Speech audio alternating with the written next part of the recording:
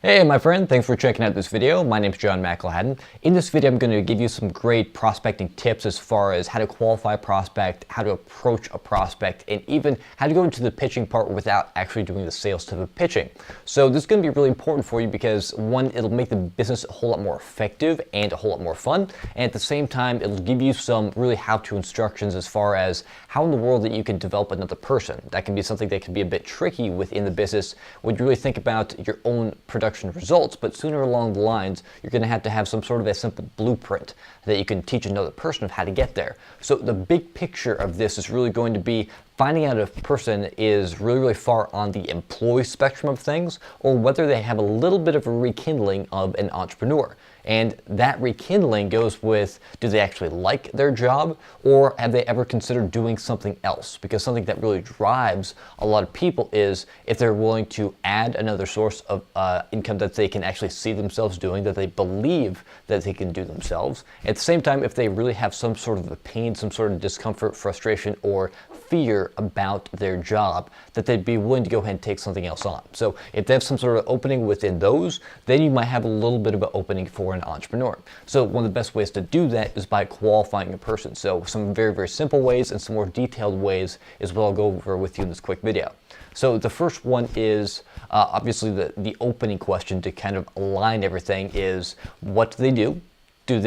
How long have they been doing it? So if they've been doing it for a while, it means they absolutely love their job, or it means that they are kind of stuck in a rut and they might be looking for something else. So there's always those kind of two branches. But what do you do for a living? Also, how long have you been doing that? And have you ever thought about keeping your options open? Do you keep your options open? You can also ask them about certain resources that they may have read about. Do they read anything as far as business books, entrepreneur, personal development? Have you ever read Rich Dad, Poor Dad? Have you ever read The Master Key to Riches? Have you ever read Relentless, which is a great motivational book?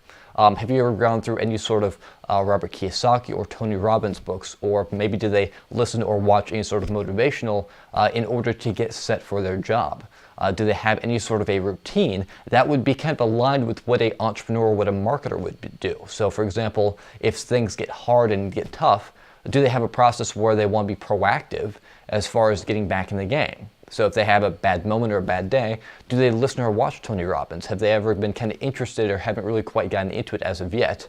Because that can be a great opening of something that you could point them in the right direction to in order to add value to their lives. Anything that you can do to better a person when they seem like they're a proactive and positive individual is a great opening as far as relationship building goes. What you can also do is add into that, have you ever thought about having your own business? Have you ever thought about working from home? Have you ever been open to an additional stream of income? Now, when it gets to the point where you can find out if they are open to it or not, if they're really far on the employee side, then you may get some objections or some questions on whether or not the business model is legit, or sometimes you get some questions that kind of cues you into they know nothing about a home business model at all. So in that case, it's absolutely fine. In the other case where they seem to be a little bit more open, you can go into the qualification process. And for great free training on how to do this without ever getting rejected on it, to where you can find out, you can use a selection versus a sales process to really find out if they would be a great fit. Go ahead and check out the free training link and subscribe to my list. I'll send you a great video about that. Now, as far as the overall selection process, it really comes down to not asking them if they're interested in anything, letting them know the kind of person that you would want. So for example, man, what I'm looking for is I want a positive person. I want someone who understands that there's multiple streams of income out there, who understands the difference between an active paycheck and residual income, and someone who really likes working with people. I don't want someone who's negative. I don't want someone who doesn't like working with people. And I don't want someone who doesn't see the potential for additional streams of income. So those are just a couple of examples of what you can qualify a person as. But when you can let them know, hey, this is what I'm looking for, you can get an immediate reaction of if a person is open to that sort of thing, or if it's something where they kind of shut down. And either way, it's absolutely okay. Because another great tip for you as far as prospecting and qualification process goes is the mantra within the law of large numbers that simply says that you're going to have quite a few no's in it. You're also going to have a few maybes and a few strong yeses. But in order to do that, you have to go through the 4 SWs of some will, some won't, some wait, so what? Because eventually you'll get to a point where you understand the law of large numbers, you know what it's like. You'll be a bit indifferent about whether or not they say yes or no, because after all, what you're looking for is Honestly, the data shows about 85% of people are employee-minded, that they just don't get it. They're not really risk-averse type people. And at the same time, 15% of people are entrepreneur.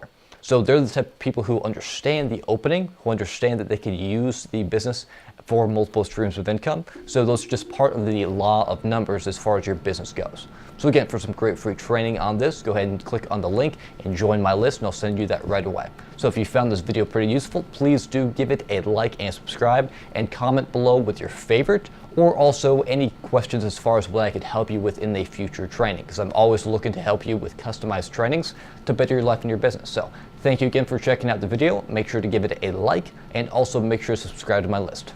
See you at the next one.